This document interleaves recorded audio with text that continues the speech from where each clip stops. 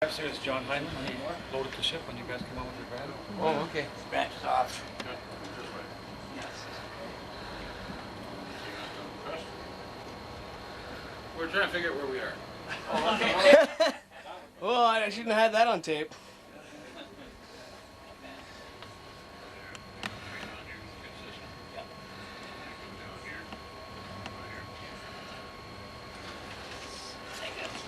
Shorter road, I believe. So it stops in a few days? Yes. Ferry? Oh, they have a fax machine. We should use it. A little bit longer than how it used to be? You say they were direct? It's pretty rocky today. This is cool. Unless it gets extremely bad. Let's see if I can. Yeah, I can get it. Whoa. Ooh. You can do it from outside too. Huh?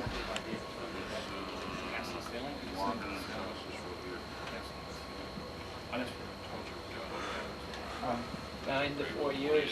Have you ever had to stop a ride because of the weather? Yes, we have. Oh, okay.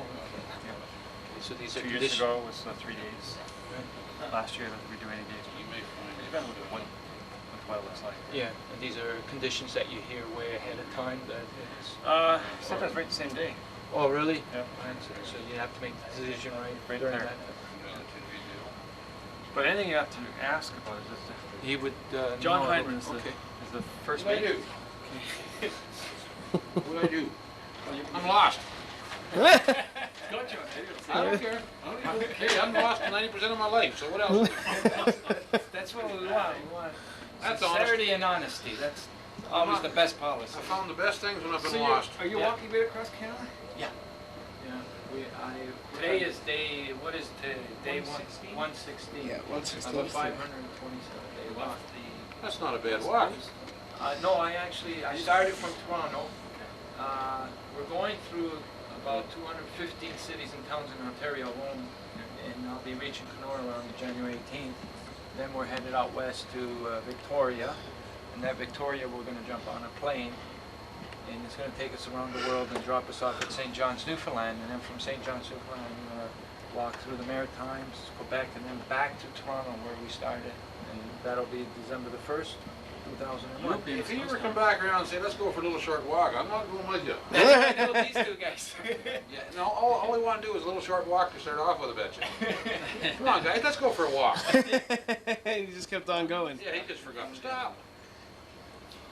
So, and you know, it's because we're addressing a very critical situation here in Canada. We're the lowest when it comes to donating our organs in the whole world.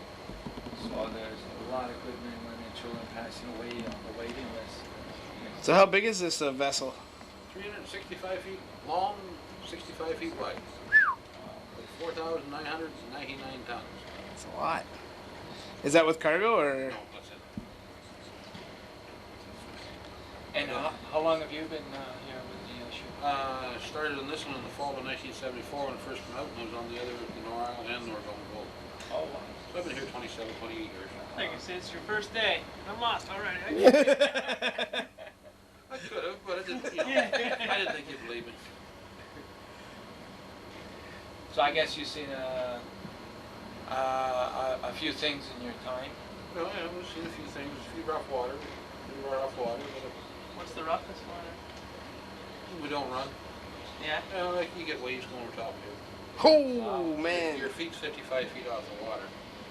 Yeah. We'll hit waves, hard the wave and scream where it goes. Well, those days aren't fun. No. Try not to get out and down at the odd time you do. I guess we'll get a bad word later on today. But that's life. How much further are we to? Oh, well, you see that lighthouse up there? Yep.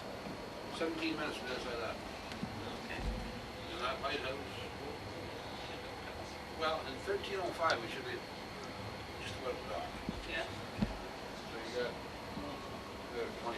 So I guess scheduling is one of the most, besides the safety, scheduling is probably the second most important thing. Safety is the big thing. It's the biggest. And then scheduling. Yeah, well, scheduling really, outside of the crew, that's the only scheduling we have. Right. The schedule's all made out. like Brochures. brochures and whatnot, so we just keep trying to keep as close as we can. Some days you can't. In the summertime, you get people that, it's like a big parking lot. They forget because there is so many different stairwells, there are many different places to park your car, and they haven't been on it before, so they're a little confused. They lose their vehicle, so you got to get them into their vehicle. And of course, there's always the odd one that loses their keys. They're on a holiday and they have one set of keys.